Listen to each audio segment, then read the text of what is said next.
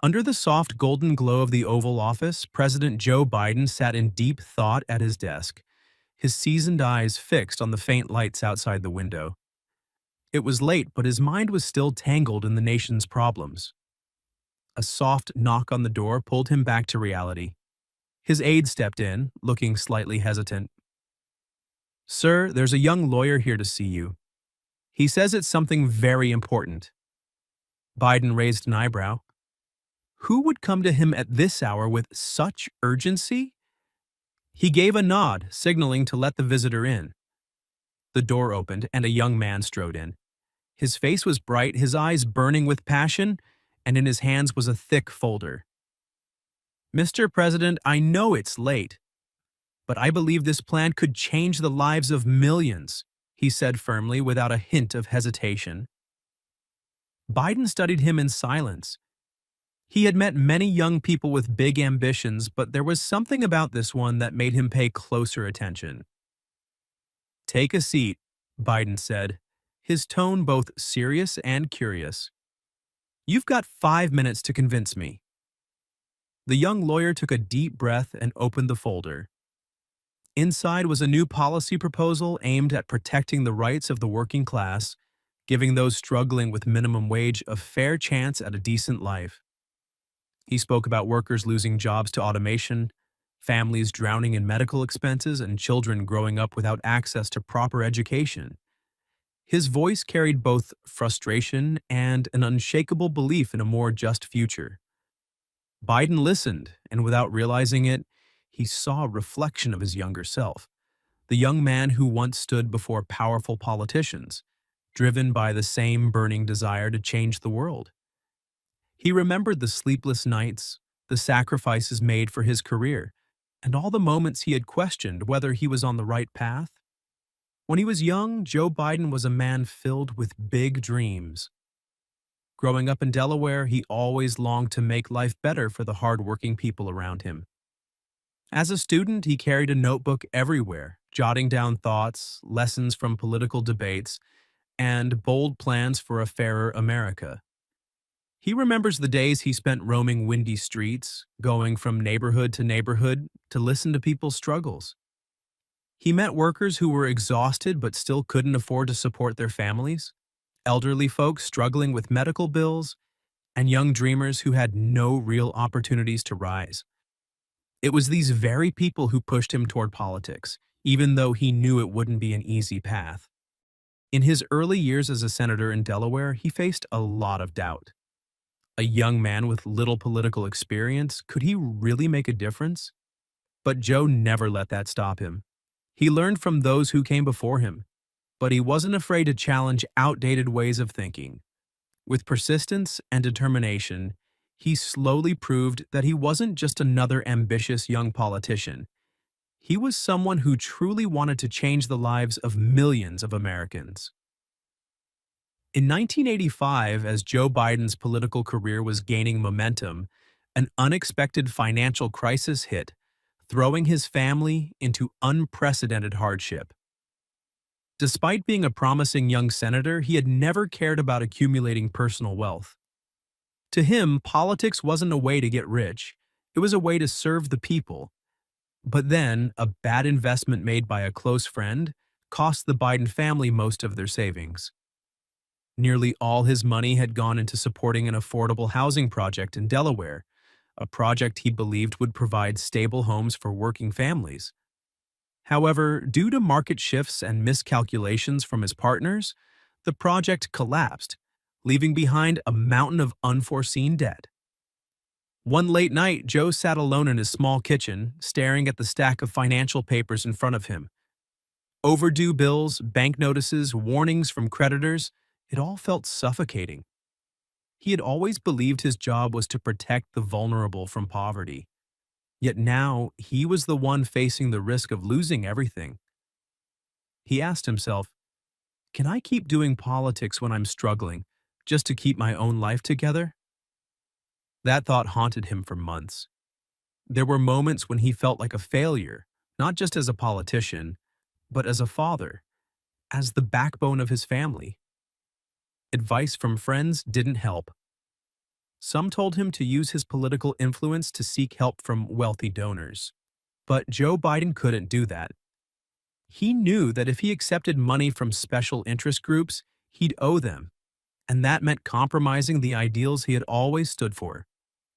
After everything that had shaken his life, Joe Biden realized he had only two choices: walk away from it all or rise from the ashes.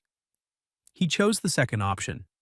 The losses and hardships didn't make him bitter or pessimistic. Instead, they deepened his understanding of pain and the fragility of life.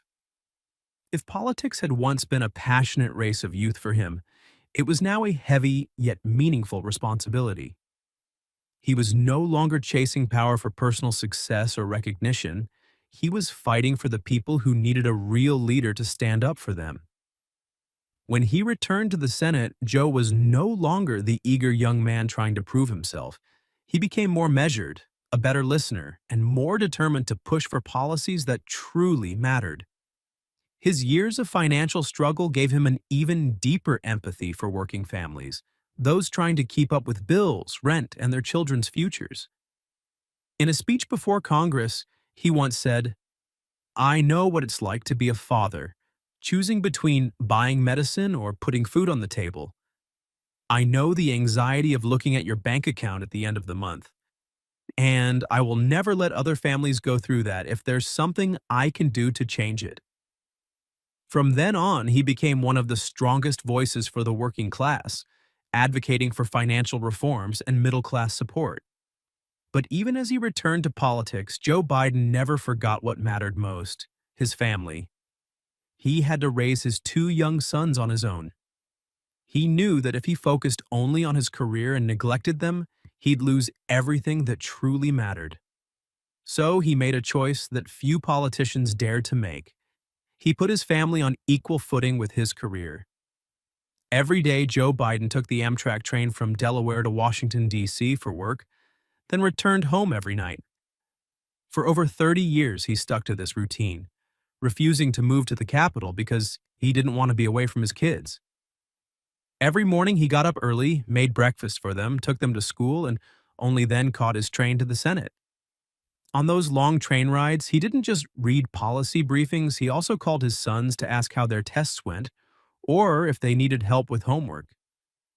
Joe once told a reporter, "There were nights I got home at 9 p.m. exhausted after a long day, but when I opened the door, my son was still up, waiting for me. And in that moment, I knew, no matter how busy I was, being a father would always be my most important job." His daily train rides became more than just a routine. They became a symbol of his balance between family and career. Amtrak employees got used to seeing Joe Biden sitting quietly by the window, sometimes scribbling notes on a document, other times laughing as he talked to fellow passengers about his family. Joe Biden leaned back in his chair, his eyes thoughtful as he looked at the young man in front of him. This wasn't just a discussion about policy anymore. It had become a conversation between two generations. One had weathered life's storms while the other was just stepping onto a path filled with challenges. The young lawyer, his eyes burning with passion yet tinged with uncertainty, hesitated before speaking. "Sir, after hearing your story, I can't help but wonder, is this path really worth it? Is politics truly the best way to create change, or is it just a cycle of power and compromise?" Joe Biden smiled, a knowing smile, one of understanding and empathy. He had been in that same place before, uncertain, questioning, afraid of losing himself in the political world. He spoke slowly, deliberately. "Politics is a tough road. I'll never deny that. It will demand a lot from you, your time, your energy, even the things you cherish most. But there's one thing you must never forget. You are not walking this path alone." His gaze locked onto the young lawyer's, sharp yet warm. "You will have people by your side, family, friends, those who share your vision. And most importantly, you will have the people you are fighting for. When you feel exhausted, think of them. When you start doubting yourself, remember why you began." Joe lightly tapped his fingers on the table as if carefully choosing his next words. There are three things I want you to remember. He raised one finger. First, understand that politics is not a path to fame or power. If you enter this world just to be remembered, you will fail. Real power isn't about ruling over people, it's about serving them. You are not the most important person in the room. The people you represent are. A second finger went up. Second, you will have to make sacrifices, but don't let those sacrifices become meaningless. This job will take a lot from you: time with family, peaceful nights of sleep, sometimes even your sense of security. But always hold on to what truly matters. If you lose yourself along the way, then you've already lost. Finally, he raised three fingers. Third, be persistent. You will fail. People will doubt you. There will be days when you want to give up. But real change never happens overnight. If you truly believe in something, keep fighting for it. And never forget, those who make a difference aren't the ones who never fall, but the ones who keep getting back up. The young lawyer remained silent, letting Joe's words sink in. Outside the window, the city lights shimmered in the night. The air in the room felt still, charged with unspoken resolve. The young man clenched his fists, a new determination in his eyes. He took a deep breath, then nodded firmly. I understand. I still want to take this path, but I'll do it my way and I won't lose sight of what truly matters. Joe Biden smiled. Then start tomorrow. You've got work to do. The young lawyer stood up and shook Joe's hand. Not just a handshake, but a commitment. A new generation was ready to carry forward the fight that those before them had devoted their lives to.